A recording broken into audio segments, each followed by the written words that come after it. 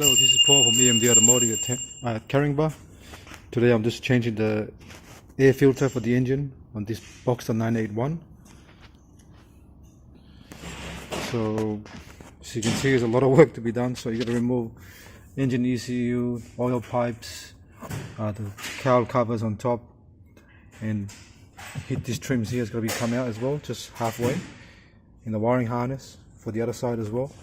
And the actual air filter, if you look at it, that's a brand new one. And look at this one here, that's the old one. It's really dirty. Look at that, really pretty dirty. So it lives in here. That's where it lives, the air filter for the engine on this car, this model. So yeah, I'm just gonna replace it, and when I finish, I'll put everything back together and go from there. Alright, thanks for watching, and please subscribe.